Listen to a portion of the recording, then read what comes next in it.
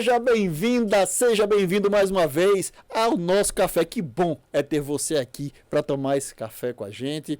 E hoje nós vamos conversar sobre mercado executivo com Hugo Amaral.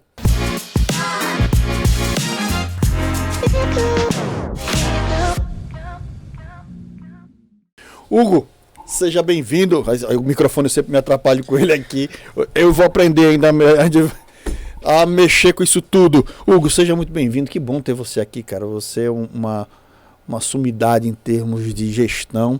Mas antes da gente começar o nosso bate-papo, eu preciso agradecer as pessoas que estão nos apoiando estar aqui. Queria agradecer a Global Cap BR, garantidora de condomínios. Então, se você é empresário, se você é síndico, se você mora em condomínio e tem problemas com a inadimplência do seu condomínio, então procura a Global Cap BR.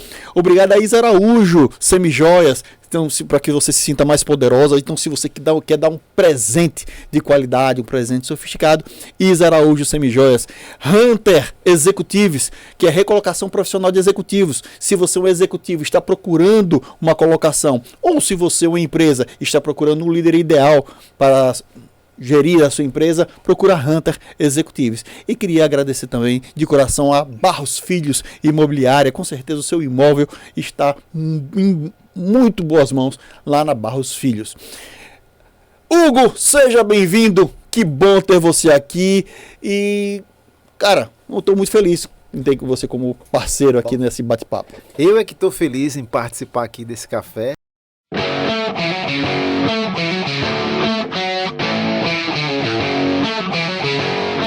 Maravilhoso, você também uma referência no mercado e estamos aí para a gente poder ter esse bate-papo alegre, descontraído. A gente já tomou tanto cafezinho em tantos... Muitos anos, décadas. Pois é, a gente tomou tanto cafezinho. E agora a gente pode... Sabe o que eu acho mais legal desse projeto do Café Executivo? É que a gente vou ali conversar com o Hugo, vou ali conversar com o Gilberto, vou ali conversar, enfim, com o empresário. E ninguém sabe exatamente o que é que a gente conversa. E aqui a gente está revelando, né, o que é que a gente conversa dos nossos cafezinhos, desse bate-papo que parece tão, às vezes, tão místico, né? O pessoal está tomando café, eles estão pensando em coisas mirabolantes. Nada, às vezes é nada mais do que que eu vou te perguntar. Eu quero saber como é que tá teu joelho, porque para quem não sabe, né, o Hugo Amaral, além de tudo que você já viu aí no currículo dele, o cara é atleta. Ele corre quantos quilômetros? 42. Você corre maratona, é isso? Sou maratonista também, faço prova de maratona, 42 quilômetros. Que inveja. É uma cachaça que tenho dentro de mim já há algumas décadas. Então, assim, a gente tem esse hábito. Lá atrás, como qualquer ser humano, já tomei muita cachaça, já fiz muita loucura de... Mas vamos lá. Eu já cheguei a pesar 128 quilos, Sérgio. Você está pesando quanto hoje? Meu peso de hoje é o mesmo de 22 anos atrás, quando eu comecei o processo de retomar a vida saudável. Então, hoje, eu peso 75 quilos. 120, você perdeu 50. Por aí, 47, 48, quase 50 quilos. Isso você perdeu uma pessoa.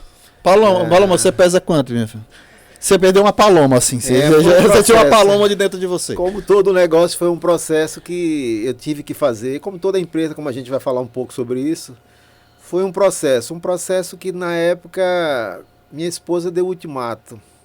Eu tomava cachaça quase todos os dias. Na época, no meio de comunicação, muita saudade, muita gente que eu tenho, muita Pra quem não entendeu, gratidão. Cachaça não é cachaça, era uísque, bons vinhos. O uísque, eu adorava o uísque. O Red era o meu privilégio, meu uísque favorito. E cerveja eu tomava muito pouco, era cerveja, conhaque, mas assim, eu bebia muito. Nossa, como todo mundo da minha época, isso na década de 90. E chegou um ponto de estar pesando 128 quilos e muita briga em casa, né? Então eu tinha que escolher, ou minha vida familiar, minha vida pessoal, profissional, saúde. Então, assim, eu acho que foi uma época boa, mas botei o pé certo na hora certa e a partir de 99 as coisas mudaram. E na minha cabeça eu tinha que dar uma mudada e realmente eu mudei. Então você já vai para 24 anos nessa sua vida, nessa decisão de vida. Sim. Que é mudado desse projeto. Como é que você sai da água pro vinho assim? Acho que se a gente fizer uma analogia com as empresas, é o que elas mais ou menos têm que fazer. No começo você começa de uma forma, é, mesmo sem saber o que vai dar. Aí você acredita, horas não acredita, mas naquela época já comecei a procurar algumas pessoas que pudessem me dar exemplos, que pudessem me ensinar, que eu pudesse ouvir.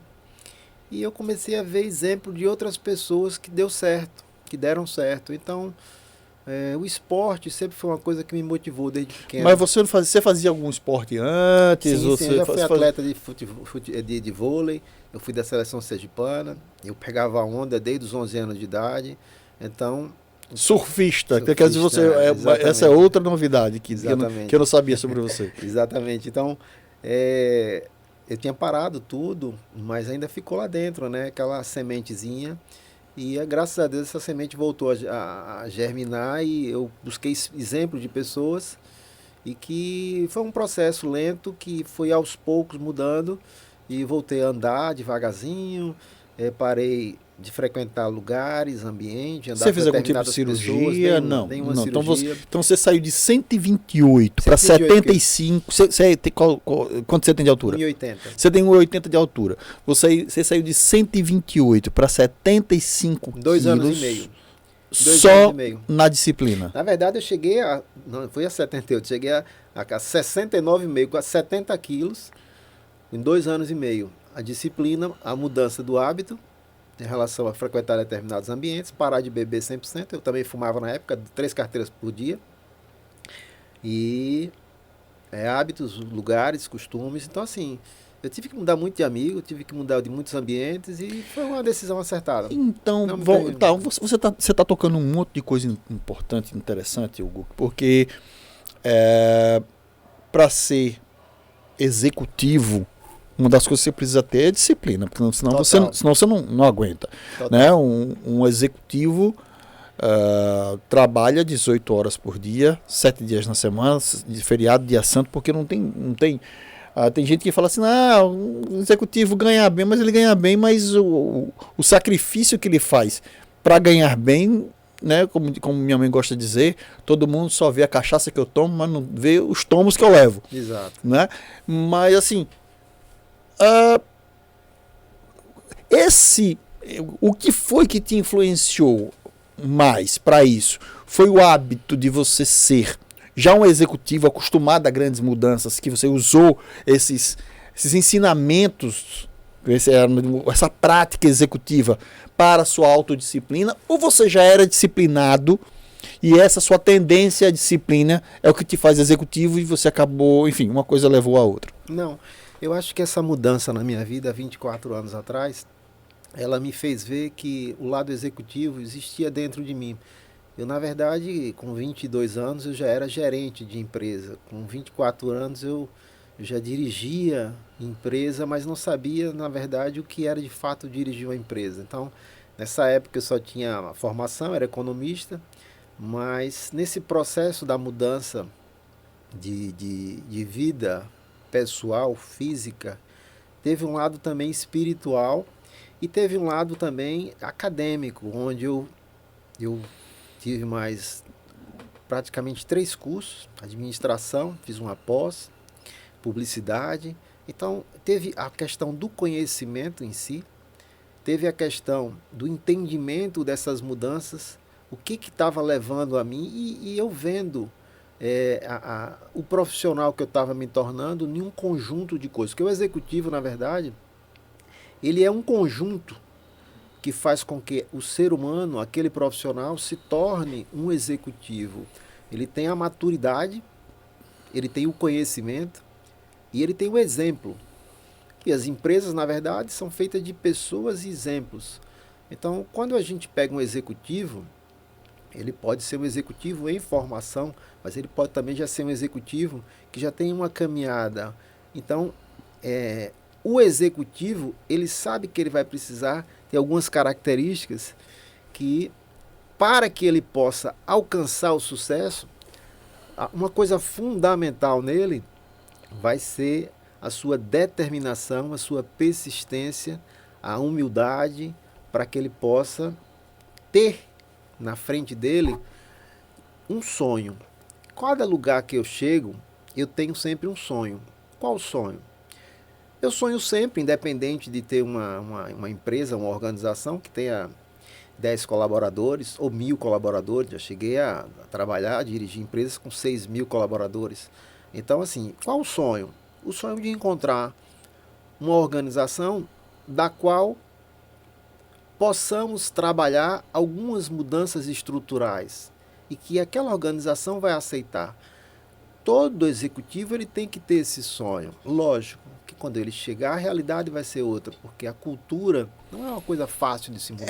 Mas veja, nós precisamos entender, né, que toda cultura a gente sempre muda de cima para baixo. Ela não muda de baixo para cima. Sim. Tá? Então, quando você chega como executivo da empresa, a depender, por exemplo, qualquer empresa que te chamar, né, qualquer empresa que não gostaria de ter Hugo Amaral como seu executivo, tá? Então, Hugo, nós queremos que você venha, nós estamos com essas dificuldades. Ninguém chama Hugo se não for para mudar. Mas se a gente for colocar de uma forma objetiva, de uma forma natural, como a gente conversa numa mesa de bar, como a gente está conversando aqui, não é uma formalidade. Tem muita empresa, tem muito empresário que eles têm medo, eles arregam. Empresa que... Mas tem medo do que exatamente você está falando? Tem medo da mudança, tem medo daquilo que possa vir a acontecer com a sua organização. Porque querer mudar é fácil. Querer contratar um executivo que tem experiência é fácil. Agora, será que aquele empresário vai ser um bundão de não querer mudar? Será que a empresa dele vai ser uma empresa que é só uma ilusão? Porque muita gente contrata um executivo para mostrar ao mercado que ele tem um executivo que a empresa dele vai mudar. Então, mas isso é jogar dinheiro fora. Muita gente joga dinheiro fora a todo momento. O grande problema das empresas hoje é jogar dinheiro fora e acreditar que vai mudar fazendo as mesmas coisas. Isso é a coisa mais normal que existe no mundo. Então, as empresas, elas vivem, muitas delas, da ilusão. Então, o processo da mudança passa não pela contratação do executivo, mas sim pela a cabeça do empreendedor de entender que o momento dele é aquele que ele precisa mudar para acompanhar o mercado. Então, muita gente não quer acompanhar o mercado, ou porque não está vendo a mudança, ou de fato tem medo. Então, o que pode acontecer? Acontece também. Merda. Mas acontece também, né? Muitas vezes a pessoa quer um fantoche. Não, o empreendedor, o empresário, ele quer alguém que seja a sua reprodução. Ele quer que seja alguém que fosse ele mesmo, uma extensão dele mesmo. Mas assim, ele contrata um executivo novo, um executivo que está em início de carreira, da qual ele não tem nada a mostrar. Porque quando você pega um executivo que ele já está formado, quando algum empresário diz, eu vou fazer isso e isso, veja bem, você me contratou para eu fazer o que você quer ou para o que a gente tem que fazer? Então, assim, existe uma grande diferença. Aquele executivo novo, ele não vai ter coragem de chegar para o empreendedor e dizer... Ele não tem nem gabarito para isso. Ele não sabe nem porquê. Às vezes ele quer tomar uma decisão pelo achismo. Não, eu acho que, eu penso que... Aí vai dar merda. Ele não sabe que caminho vai tomar e aí a probabilidade de dar errado é grande. Sérgio, hoje em dia... É muito difícil você pegar uma empresa, uma organização, que ela tenha capacidade de olhar para o mercado, para o seu concorrente que ela trabalha dia a dia, e entender como é que está trabalhando o meu concorrente direto, como é que eu estou trabalhando. Ter a humildade de dizer, aquilo que eu tenho de fato é o que o meu cliente quer, aquilo que eu tenho como fonte principal de trabalho, que são os colaboradores diretos ou indiretos, de cima para baixo, são as pessoas de fato que a organização precisa, que o mercado quer. Essa avaliação o empreendedor sabe fazer? Ele não sabe fazer. Ele vai ter que contratar alguém que possa de fato fazer essa avaliação. É porque a maioria dos empreendedores, né, Hugo, eles deram certo, digamos assim, de forma empírica, deram certo porque a coisa foi vendendo, foi dando certo. E quando chega num processo de profissionalização em que a empresa precisa tomar as decisões corretas, em que precisa organizar, porque chega um ponto que a empresa cresce tanto que o cara não sabe que caminho tomar, começa a perder o rumo. E aí quando chega alguém para colocar ordem na casa, da forma que o mercado quer, ele... Veja bem, isso que você está dizendo é muito interessante. Em 1977, Steve Jobs, ele estava com a empresa 90, 60 dias para quebrar. 1977. Ele teve a coragem de mudar a empresa dele toda. Tudo que ele tinha, ele disse, não é o que o meu público quer. Não é eu não fiz essa empresa para isso. Então a gente vai fazer o seguinte, vamos focar naquilo que o público quer. Ele tinha muito produto, muita informação, muita bagunça. Isso Ele teve a capacidade de enxergar, mudar e disse, e ele estava quebrando. Ele estava quebrando, então ele fez, ele reinventou. Então essa palavra reengenharia, reinventar, essa palavra de buscar o que o outro quer, que a gente, muitas vezes o empresário quer vender para si. Não adianta. Né? Ele quer vender aquilo que ele compraria. Ele não tem que vender o que ele compraria. Não. Ele tem que vender o que o outro compraria. Ele vende para o outro. Né? Eu já vejo, às vezes eu vejo funcionários, né? Venda essa caneta, não, essa caneta é feia. Já aconteceu comigo, eu comecei minha carreira como representante comercial, representante de roupa, né? Saí pelo interior vendendo, né, com a mala, e tinha uma bermuda que ela era verde-limão, uma bermuda horrível, mas era muito feia, verde-limão com os traços de amarelo, sabe? Era uma coisa assim, muito feia a bermuda. Aí eu deixava a bermuda no fundo da mala. E aí o pessoal dizia, quando chegava no fim da mala, que olha, nossa, que bermuda maravilhosa. Eu disse, nossa, maravilhosa nada, essa bermuda é muito feia. Eu coloquei aqui no fundo já pra ninguém ver. Disse, então você não vendeu pra ninguém? Eu disse, não. Então é essa que eu quero. Aí pedi uma grade inteira. Aí eu chegava na outra cidade, acontecia a mesma coisa. Foi quando eu percebi que eu não tava vendendo aquela bermuda pra mim. Eu tava vendendo a bermuda pro outro. E foi a bermuda que eu mais vendi. Foi a bermuda que eu tava escondendo. Né? Então, às vezes o empreendedor, o empresário, o vendedor, ele tem que entender que ele não está vendendo o que ele quer, está vendendo para o outro, não é isso? Essa visão é muito do empresário. A gente tinha, e ainda tem muito hoje, comerciante. Comerciante, ele fez sucesso muito em épocas atrás. Se você prestar atenção, o Hugo agora está se sentindo na vontade, está sem o paletó. Aqui é um bate-papo amigo. O Hugo é cheio de surpresas, já viu que ele está cheio de tatuagens. E que história é essa? Me conta a história dessas tatuagens. Aqui são histórias, né?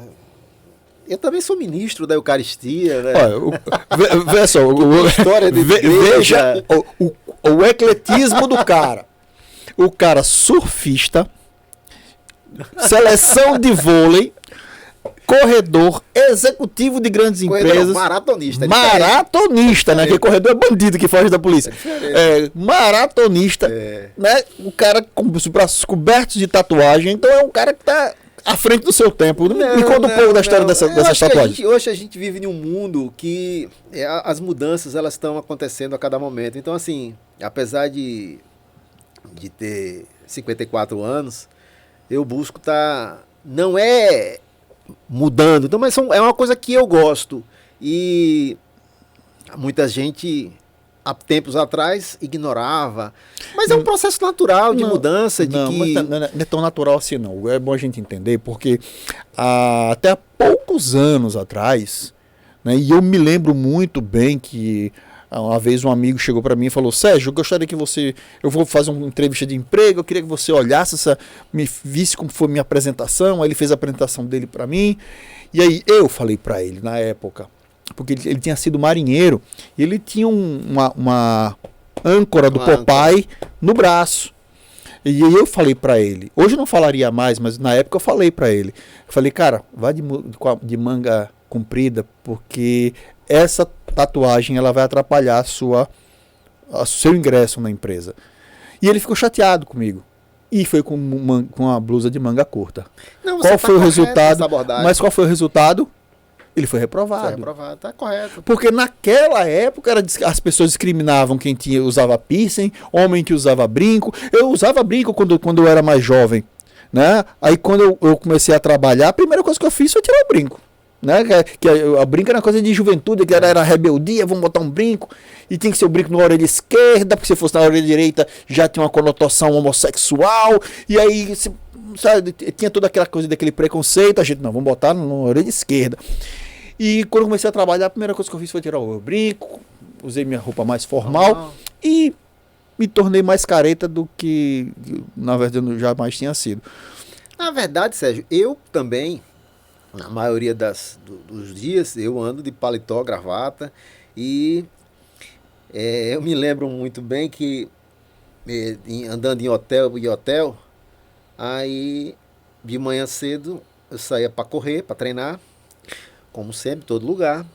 Aí teve uma certa vez, isso não tem muito tempo, aí teve um rapaz do hotel que já me conhecia, fez: eu posso dizer uma coisa para o senhor? Eu disse: pode.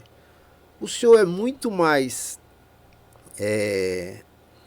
não foi atraente, o senhor é muito mais bem visto nos olhos da gente quando o senhor sai normal do que sai com aquela roupa cheia de paletó, cheia de não sei o quê. É porque então, fecha. Ele achava na concepção dele que eu era uma pessoa mais normal. Era acessível. Saindo de short, de tênis, pra ir correr, treinar, voltava, que eu falava com todo mundo, brincava. Comunica. Aí depois eu saía, subia, trocava de roupa, saía de paletó e gravata, o carro tava esperando, normal. Aí ele fazia: isso é muito mais, não é que é agradável, isso sempre foi agradável, mas fica muito melhor. Então, assim, a percepção das pessoas, lógico que muda, eu tenho que entender, e isso não vai mudar, eu acredito, isso não vai mudar. Tem reuniões, tem formalizações que você tem que ir de paletó e gravata, você tem que ir bem... pronto para aquela ocasião. Algumas vezes eu estarei de camisa, como estou aqui agora. Como o Hugo tirou o paletó dele, eu vou tirar o meu também aqui para tu não bate-papo. Porque, veja bem, eu sou uma pessoa praticamente que corro você pega o meu muito, e eu ando muito sem isso. Obrigado. Então muita gente já me conhece, sabe do que eu tenho, tatuagem. Você é ministro...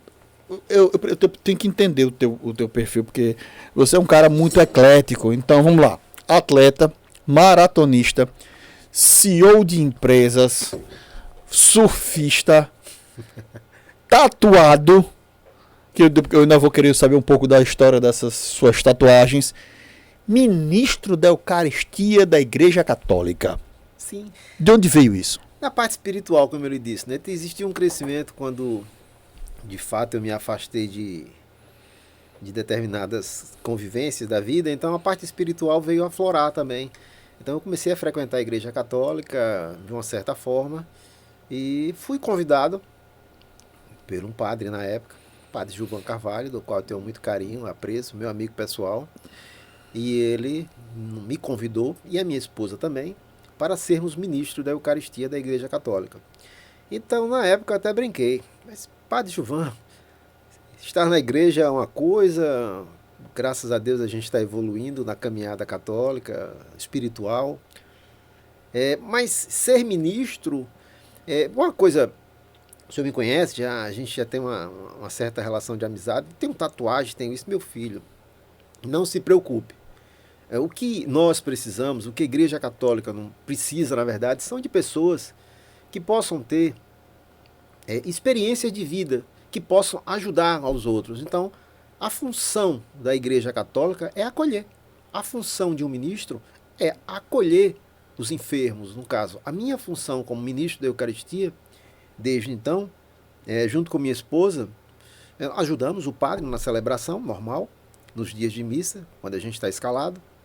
A gente veste aquela roupa, que é a OPA, e a gente também tem a função de ir na casa dos enfermos, que são pessoas idosas, que não podem se locomover, para levar a comunhão, que é o Cristo vivo, e fazer a leitura do Evangelho do dia, fazer o comentário, conversar com aquelas pessoas, acolher aquelas pessoas e dar um pouco de conforto. Porque a gente está falando, parece até que a gente está falando, fugindo do tema, mas não é, porque essa questão antigamente as pessoas eram discriminadas por causa de tatuagens, Sim, enfim, sim, mas hoje não acontece mais, nem nas igrejas mais estão... Eu conversei até com o próprio bispo na época, eu perguntei ao padre, como eu estava falando, aí ele veio, meu filho, o que importa hoje é o que está dentro do seu coração. Então, assim, o que importa é o que está dentro de você e não fora de você. Então, aquilo que você tem fora não representa. O que eu estou lhe convidando é pela sua experiência de vida. Não, a não ser que essa sua tatuagem tenha algum símbolo de violência, algum símbolo de agressividade, algum símbolo de que... Porque as pessoas falam que o que importa é o meu conteúdo, não é a minha roupa. Não, a sua roupa lhe comunica. A sua roupa comunica o que você quer dizer. Sim. Então, se você vai para uma festa, você veste roupa de festa. Sim. Se você vai para a praia, você veste roupa de praia. Se você vai para o trabalho, você tem que vestir roupa de trabalho. Lógico. Né? Lógico. Claro que se o seu trabalho é um trabalho mais contraído, você veste uma roupa mais contraída. Se o seu trabalho é formal, as pessoas que lhe procuram seriedade. Eu fui diretor de uma faculdade, uma grande faculdade, e eu usava terno e gravata, né? Mas eu tinha uma dificuldade de falar com os alunos, uma dificuldade de conversar com os alunos, eles não falavam comigo. E eu comentei isso com um diretor de uma faculdade de uma outra unidade de outro estado. Ele falou: Sérgio, tira a gravata, tira o paletó. Porque o paletó e a gravata afasta, separa. E foi quando naquela época foi que minha ficha caiu. Eu disse, claro, eu estou tratando com jovens, eu tenho que me vestir como eles. É isso aí. Né? Eu tenho que conversar com eles na mesma linguagem. Então, sim, a sua roupa comunica. Não adianta você ir para um encontro formal e você se vestir de forma informal. Você vai estar comunicando uma outra coisa. Não adianta, quando você está com tatuagens, na verdade, você tem se a tatuagem fosse meramente estética, não tem por que você se envergonhar disso. A não ser que essa tatuagem seja uma tatuagem que tem algum simbolismo, digamos assim, proibido, um simbolismo, né? Mas eu queria fazer outra pergunta com uma outra curiosidade, Hugo. Como o Ministério da Eucaristia, como a religiosidade, como vamos chamar de misticismo espiritual, né? Como é que isso te ajudou na condução das empresas? Na verdade, a parte espiritual, ela me ajuda como um todo. Até hoje é um condutor da minha vida muito importante. Ela é como se fosse acho que depois da minha família, a parte espiritual é o meu balizador. Então, aquilo que me orienta, que me dá limite, quando você tem uma espiritualidade, independente da religião que você siga, independente daquilo que você acredita, mas você acredita numa espiritualidade, ela vai lhe dar uma limitação. Então, ela vai lhe tornar uma pessoa mais sensível nesse sentido de você não ser maior nem melhor do que ninguém. De você poder acolher determinadas pessoas, porque a sua função espiritual, ela na verdade é uma função de ajudar as pessoas. Então, a questão espiritual, como executivo, ela me dá equilíbrio, ela me dá paz. Ela me coloca em determinados momentos onde a gente sabe que muitas das vezes a gente não tem força para seguir, em vários momentos da nossa vida. Então a gente pede ajuda. Quando a gente não tem um lado espiritual trabalhado, a gente com certeza vai recorrer a coisas para nos dar suporte que somente vão ser fugas.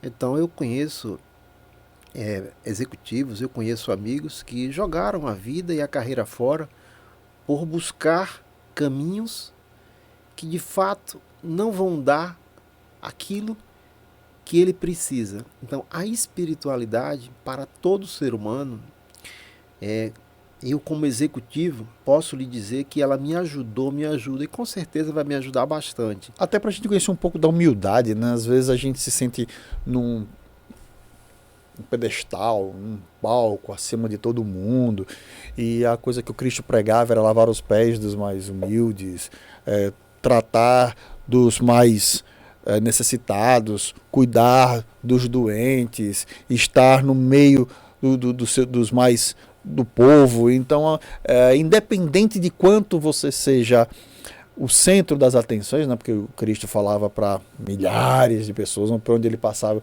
ele arrebanhava multidões, mas ele sempre pregava a humildade. Eu acho que muitas vezes falta aos executivos, né? Um pouco mais de humildade, um pouco mais de descer a base, de ouvir o que a base está dizendo, sentir a necessidade. Acho que muitos executivos pecam nesse ponto. Eu estava assistindo, eu não terminei ainda, eu vou assistir um seriado. Não é um seriado, na verdade é um documentário sobre o executivo da Nissan e da Renault, que teve que fugir. Carlos Ghosn, que ele teve que fugir porque foi preso no Japão, né? E uma das coisas que o documentário alegou que ele era muito competente, muito focado, muito bom, um cara, mas chegou um ponto que ele perdeu a humildade. E a partir daí, quando ele perde a humildade, quando ele começa a achar que ele era realmente acima do que, enfim, né, ele começou a perder o rumo da gestão. Sérgio, eu acho que o que falta no ser humano, falando como executivo, falando de empresários, de fato, esse sentimento. Quando a gente fala de Cristo, quando a gente fala de religião, especificamente, você não tem que acreditar, você tem que sentir. Então, se acredita em Deus, a pessoa acredita, beleza. Mas se o outro disser, eu sinto Deus, é diferente. É muito diferente. Então, a questão do sentimento, ela é muito mais forte. Então, o empresário, quando ele quer mudar, então ele faz assim, eu quero mudar a minha empresa, eu vou contratar um executivo, ele vai fazer isso, ele vai fazer aquilo.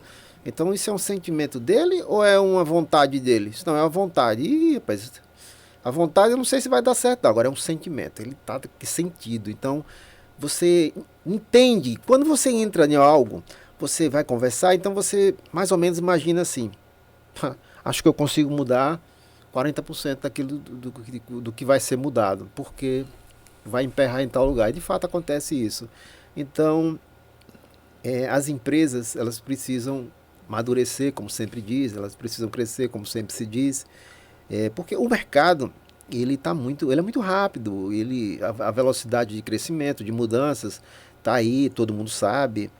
Então, se você analisar várias áreas, praticamente elas acabaram e não existem hoje. E o que fizeram? Muitas empresas estão se reinventar. Eu estava lendo uma coisa interessante, para você ter uma ideia. A capacidade de reinventar é o que está fazendo com que muitas empresas hoje permaneçam e continuem crescendo. Uma coisa interessante, aconteceu agora a Fenatran, é a Feira Nacional de Caminhões, que acontece de 2 em 2 anos em São Paulo, a maior feira da América Latina. Aí tem uma grande empresa do Paraná. E ela teve uma grande ideia em 2019, na época da pandemia. Ela tem a frota dela, caminhões, que trabalha com fretamento. E ela tem, a cada 2, 3 anos, porque a frota fica velha e não vale a pena você trocar. Normal, ela ligava para... Na verdade, o pessoal ia atrás dela, Volkswagen, Mercedes e Companhia Limitada, Iveco. E cada um fazia a sua proposta, ela analisava, comprava de um, comprava de outro e tudo. Foi o que ela fez. Bom, reunião. Vamos criar uma empresa de revenda de seminovos dos nossos caminhões. E vamos profissionalizar. Eles não só criaram, e vamos profissionalizar, porque a cada ano a gente troca na faixa de 100 caminhões. Se a gente troca 100 caminhões, por que a gente não pode vender 300? Então, assim, eles tiveram uma ideia, eles têm um negócio, eles reinventaram o negócio deles, e hoje, pra você ter ideia, eles têm lojas de seminovos espalhadas na região sul e já está entrando na sudeste. Então, eles estão vendendo deles e estão recebendo de outras empresas. Já virou um outro negócio. Já virou outro negócio. Com um volume muito grande, porque... Então é isso. Hoje você tem que se reinventar. O empresário, ele tem que entender que a gestão por si só, ela pode até andar até quando? A capacidade de se reinventar vai depender muito dos executivos, dos profissionais, das ideias que ali tiverem. Porque isso é um amadurecimento do negócio. Tem muitas empresas hoje, a gente pode dar exemplo de Sergipe, o Grupo Maratá se reinventou, a cada dia se reinventa mais. Mas foi Zé Augusto Vieira que fez isso somente? Não. Tem executivos que estão ali de algumas áreas específicas que fizeram com que a coisa andasse. Por quê? Porque existia o sentimento, existe, do dono do negócio, do dono, investidor, pagador, que diz, eu banco a minha reinvenção. Então, quando os executivos de Sergipe, quando os empresários de Sergipe tiverem de fato essa ideia de dizer, bom, eu vou bancar minha reinvenção, as coisas sim. Quando você fala bancar reinvenção, você está falando de profissionalização bancar da é gestão. Você investir no seu negócio. E o que é que você chama de investir no negócio? Você diz para renovar o negócio, para inovar, para tornar o negócio mais tecnológico, ou você fala, porque tem muito dono de empresa, sempre deu certo assim, vou fazer sempre assim. Eu quero o meu filho dono aqui do financeiro, minha sobrinha dono do comercial, meu neto dono do... E a empresa não deixa nunca de ser familiar e muitas vezes os netos, filhos, sobrinhos têm outros sonhos, não querem participar do negócio da família. E mesmo quando participa não tem a competência necessária, porque, enfim, por vários motivos, sempre vai ter alguém no mercado que está mais especialista nisso. Quando você acha que uma empresa tem que deixar de ser familiar e passar a ser profissional? Vamos lá, eu vou dar um case de sucesso aqui em Sergipe, nesses últimos 2 anos. Uma área específica, a área do turismo. Tem um empresário que entrou, empresário, empreendedor, e sonhador. O nome dele é professor Wilson, dono da faculdade Agis, lá em Paripiranga. Ele simplesmente vendeu o negócio dele, comprou o hotel. O Vidam. Na época, não era Vidam, na época era o... Real Classic, não era? Não, era o hotel do pessoal dos Franco. Bom, sim, não lembro o nome, que virou Vidam. E quando ele entrou na área, muita gente... Aí ele começou a fazer reforma, começou a levantar lá, né, o pé direito lá em cima para fazer piscina, para fazer não sei o quê, e o cara reformar o hotel pronto. Ele comprou o hotel e mudou a planta do hotel. Ele pagou, depois ele chamou gente de fora, eu quero mudar de novo o que tenho. Ele quer mudar o que ele tem. E eu quero fazer o que ninguém tem aqui. No primeiro ano dele, ele fez um Réveillon aqui. Onde ele trouxe bandas como Chiclete com Banana, trouxe Harmonia do Samba, Ele trouxe, botou um ônibus, mandou pegar todos os garçons Salvador, que aqui não tinha profissional. Ele criou uma estrutura, pagou a peso de ouro a estrutura, investir para ganhar dinheiro no outro ano. Aonde é? Ele virou um case. Tudo que ele fez dentro do hotel, o hotel dele é 100% de lotação. Tudo que ele fez é revisto. Hoje ele é presidente da associação comercial dos hotéis lá da área. Hoje ele leva o estado de Sergipe para fora. Então, ele é um cara que entrou na área, que não era da área, mas ele é um investidor, ele é um sonhador. Então é aquele cara que banca e quer mudar. Então assim, o empresário, ele tem que entender que o negócio dele precisa continuar andando, precisa continuar mudando. Para quê? Para que ele se torne vivo.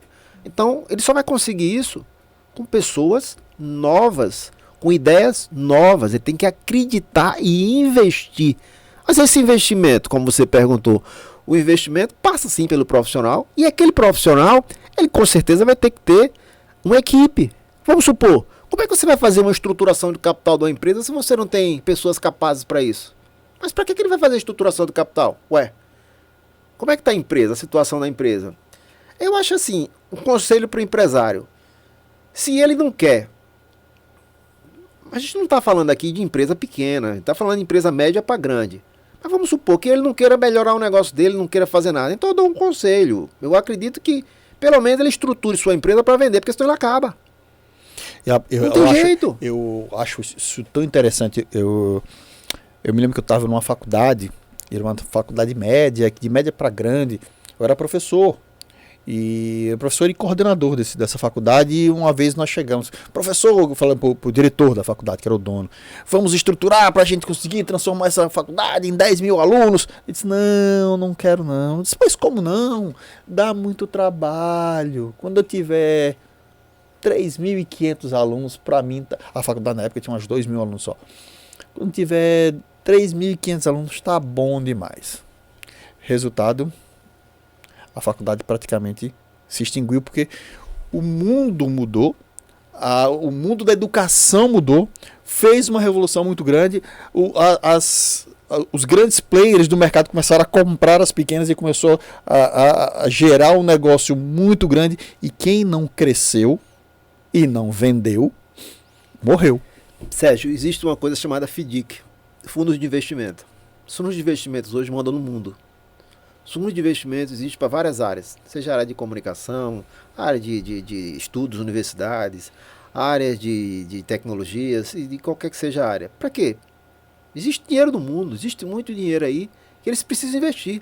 Então, quando você tem um negócio, a tendência do mundo é que esse negócio, ele acompanhe o mundo. Porque se ele não acompanhar, ele vai morrer.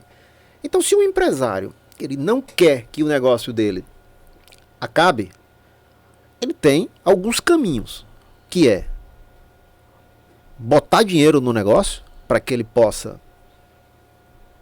ampliar canais de venda. Você vende muito ou pouco. Se você atua em Sergipe e quer atuar na Bahia, você tem que ter algum investimento, você tem que ter alguma mudança de postura. Tem empresas que, capital aberto, que você entra no site, você já tem lá a responsabilidade social, você sabe o que a empresa faz, você sabe quais são os objetivos e metas, você sabe uma série de coisas que ele mostra. Então você cria uma certa confiabilidade. Ah, mas tem outras empresas que falam, não, isso eu não vou dizer não, porque o povo não precisa saber quem eu sou, quanto eu faturo. Não, hoje a transparência das Meu empresas... Meu Deus do céu, a CIMED do grupo... que é a Adib Marques hoje, o grande presidente, o pai dele faleceu essa semana, o senhor João Adib, semana passada, com 74 anos. Hoje é o quarto maior grupo de farmacêuticos do país, tem mais de 600 produtos. Os caras têm canal de distribuição nos 24 estados do país. Então você ter um canal de distribuição em cada estado é uma loucura. Então os caras têm centro de distribuição em Minas, em São Paulo. Então você tem que criar uma logística capaz para a capilaridade disso tudo aí. Então isso tudo é pessoas, é capacidade. Você não cresce sozinho. Ele mesmo disse, pô, eu tenho um puta de um jato, mas se eu não tiver um banheiro pro pessoal cagar, eu não tenho nada. Então assim, ele é um cara que ele entende de qual é a necessidade do funcionário pequeno, médio e grande. Se a empresa dele quer ser grande... Aquilo que nós falamos, o empresário tem que entender Sim. a lição do Cristo, que é a lição do humilde. Eu preciso... eu sou o presidente, eu ganho 1 milhão por ano, ganho milhões por mês, mas se não for aquele funcionário, se eu não lavar os pés daquele que é pequeno, a minha empresa não existe. Não adianta, você não tem que estar preocupado se o cara vai ganhar, se o executivo, o diretor, tecnologia de área tal, financeira, administrativa, qualquer que seja a área, se o cara vai ganhar 10, 20, 30, 50, depende muito da sua empresa. Pô, essa empresa mesmo se mede faturando nos primeiros 6 meses desse ano, foram 1 bilhão 300 milhões, então no segundo semestre a expectativa é de 2 bi. Então você acha que esse pessoal que está nessa ponta, de cima para baixo, eles ganham quanto? O cara não está preocupado com isso, ele está na casa de 100k por mês, 100 milhões ou 200 milhões. Então assim, a expectativa de crescimento do negócio depende muito de quem está atrás do negócio. Muita gente diz até assim, a empresa é a cara do dono, a empresa é a cara do executivo que está na frente. Então, o conselho que se dá é: o que você quer da sua vida pessoal? Da mesma forma, o que você quer da sua empresa? Então, como um executivo que tem um pouco de caminhada hoje, eu posso até ter uma conversa dessa, como tenho com vários empresários, e me perguntam, eu falo a verdade, abertamente, alguns gostam, outros não gostam, mas a gente tem que ter o seguinte: a condução ela tem que ser verdadeira. Ela não pode ser de mentira, de fachada. Então, todo crescimento, toda mudança dói. Todo investimento é no bolso. Mas é o seguinte, você só cresce se mudar. Se investir. Você só cresce se investir. Então a capacidade de uma empresa depende muito dela, da visão que ela tem do negócio dela. Muita gente não conhece nem o seu negócio, cara. Ele acha que conhece, ele acha que administra, ele acha que tem um caixa, um financeiro, quando na verdade ele tem uma contas a pagar e a receber e mais nada. Nem o fluxo de caixa ele sabe o que é. A contabilidade é meramente um negócio onde ele faz o que entra e o que sai. Contabilidade gerencial, não sei o que é isso, para que serve? Então, assim, o que é que o empresário quer do negócio dele? Qual a ambição do empresário? Qual a ambição? Então, a mediocridade dos empresários, ela hoje, ela pode ser vista com o andamento do dia a dia. Não basta você ter uma empresa que tem 200 funcionários e você não sabe nem para onde vai. Meu amigo Hugo, eu passaria horas aqui te ouvindo, conversando, mas eu queria que você deixasse uma mensagem final para quem está ouvindo a gente, para esse pessoal que está querendo evoluir, esse pessoal que está querendo ter o sucesso que você tem, o sucesso que você teve, que alcançou, que queira chegar a ser executivo. Eu faço administração, eu faço engenharia, eu faço contabilidade, eu trabalho em uma empresa, mas eu queria ser um CEO, queria ser um CFO, eu queria ser um diretor executivo de uma grande empresa. Qual a mensagem, qual a dica que você dá para que alguém chegue onde você chegou? Bom, em primeiro lugar, você tem que ser um sonhador. Você tem que acreditar sempre, porque eu acho que a magia está no sonho e em acreditar. A partir daí, é você ter na mão conhecimento, especificamente sendo um executivo, você tem que ter conhecimento específico na área de administração, na área de economia. Eu sou administrador, sou economista, sou publicitário, tenho uma especialização em finanças. Então, assim, conheço um pouco da administração, conheço um pouco da contabilidade, conheça um pouco da parte de economia, conheça o mercado, mas acima de tudo conheça pessoas. Respeite as pessoas. Tenha a humildade de entender que você está no processo, você não é o processo. Então, sonhe, mas coloque sempre o pé no chão, respeitando as pessoas, o processo e aquela organização. A organização pode ter 20 pessoas, 20 colaboradores ou 1000 colaboradores. Respeite. Independente do tamanho, ela vai sempre merecer respeito. Então, quando você tiver na mão essas ferramentas, se debruce sobre ela e tenha um bom trabalho. Eu tenho certeza que trabalho não vai faltar. Não é fácil, mas com amor, sonhando, você vai seguir em frente e com alegria, sempre. Sempre com alegria, surfando, Sempre. correndo, sendo ministro da Eucaristia, fazendo coisas diferentes. E esse foi o Hugo, um cara super eclético, um cara super aberto. Existe uma coisa interessante que diz assim: se você passar um dia com alguém milionário, você não vai ser milionário. Se você passar um dia com uma pessoa bonita, maravilhosa, você não vai ficar bonito. Mas se você passar um dia com alguém sincero, feliz, com riso fácil, que tenha humildade, eu tenho certeza que o seu dia vai ser melhor. Vai ser mais feliz, Vai ser muito mais humilde feliz. E vai ser muito mais Agradeço. sincero. Café maravilhoso. Obrigado por ter tomado esse Imagina, café comigo, você Hugo. sempre Volte mais maravilhoso, vezes. Você é um cara sensacional. Que é isso? Seu coração é muito Você é grande. generoso, amigo. É recíproco. Você sabe que esse sentimento é O recíproco. mercado sabe reconhecer quem tem valor. E você é uma pessoa que tem muito valor. Obrigado, e o mercado meu lhe amigo. respeita muito. Obrigado, meu amigo. Parabéns, sucesso. Para todos nós. E quem não queria, meu sonho é poder ter um Hugo na minha empresa.